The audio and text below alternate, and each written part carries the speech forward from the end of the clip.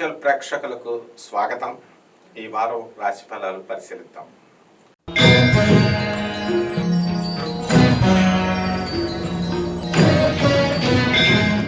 సింహరాశి.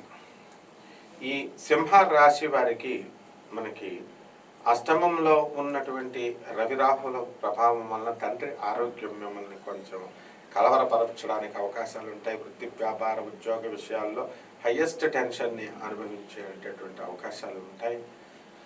అలాగే అడ్మినిస్ట్రేషన్ యొక్క సపోర్ట్ మీకు ఉంటుంది. కాకపోతే వర్క్ టెన్షన్ అనేటటువంటిది ఉంటుంది, ఎక్కువ వర్క్ లోడ్ అనేటటువంటిది ఉంటుంది. కొలీగ్స్ యొక్క కోఆపరేషను, సబార్డినేట్స్ యొక్క కోఆపరేషను, మీ అధికారులు, ఉన్నతాధికారుల యొక్క కోఆపరేషన్ ఉన్నప్పటికీ కూడా మీకు హెరాస్మెంట్గా మీరు వాటిని భావించి వాళ్ళు తప్పుగా అర్థం చేసుకునేటటువంటి అవకాశాలు ఉంటాయి.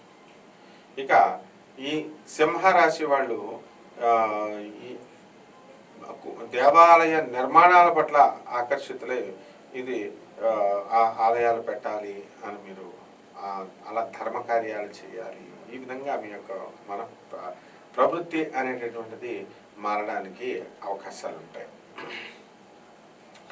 భాగ్యంలో ఉన్నటువంటి గురు బుధ గ్రహాల ప్రభావాలను కొంతమంది పీఠాలు పెట్టడము, దేవాలయాలు పెట్టడము, స్కూళ్ళు పెట్టడము, ఇలా కొన్ని మంచి పనులు, తటాకాలు తవ్వించడము, ఇలాంటివన్నీ కూడా చేయడం జరుగుతుంది. ఉప్పు చేపల వ్యాపారం నుంచి సముద్ర బిజినెస్ ఏదైతే ఉందో అటువంటి వ్యాపారాలన్నీ కూడా మీరు మంచిగా చేయడం జరుగుతుంది. ధనస్థానంలో ఉన్నటువంటి కేతు గ్రహ ప్రభావం వలన సముద్ర సంబంధమైనటువంటి వ్యాపారాలు, అన్ఎక్స్పెక్టెడ్ బిజినెసెస్ అనేటటువంటివి మీకు విజయాలు తెచ్చిపెడతాయి.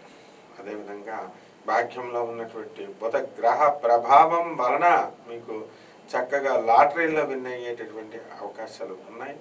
మరి ఆ విధంగా ఈ యొక్క ఈ సింహ రాశి వాళ్ళకి ఎవరికైతే హాస్పిటల్స్ ఉన్నాయో అటువంటి వాళ్ళంతా కూడా మీకు లీజుకి ఇచ్చి యాజమాన్యాల దగ్గర మరి మీరంతా కూడా ఫీజులు కోర్టులో కట్టడము, ఇలాంటివన్నీ చేసుకుంటూ వస్తున్నారు. ఇవన్నీ కూడా మీకు ఒక ముగింపు అనేటటువంటిది ఇచ్చి మీరు చక్కగా ముందుకు వెళ్ళడం అనేటటువంటిది జరుగుతుంది. మీకు అనుకూలంగా కోర్టు తీర్పులు అనేటటువంటివి రావడం జరుగుతుంది. అదేవిధంగా ఈ యొక్క సింహరాశి మహిళలు ఎవరైతే ఉన్నారో అటువంటి వాళ్ళంతా కూడా మీకు మనశ్శాంతి లేదు అనేటటువంటి వాళ్ళు ఇప్పుడు మనశ్శాంతి అనేటటువంటి వాళ్ళకి లభించడం జరుగుతుంది. ప్రమోషన్స్ లేనటువంటి వాళ్ళకి ప్రమోషన్స్ కలగడానికి అవకాశాలు ఉన్నాయి. అలా వేరే రాష్ట్రాలకు కూడా మిమ్మల్ని ట్రాన్స్ఫర్ చేయడం అనేటటువంటిది జరుగుతుంది. భార్యాభర్తల మధ్య గొడవలు అనేటటువంటివి అవి అన్ని సమస్యపోతాయి. ఇక రెమెడీస్ దగ్గరికి వచ్చేసరికి రాహు జపం చేయండి, రాహు స్తోత్రాలు చదవండి, రాహుకు కిలోంపావు మినుముల్ని ఆవు పేడ రంగు ఉన్నటువంటి వస్త్రాన్ని ఇచ్చి పేద బ్రాహ్మణులకి దానం చేయండి.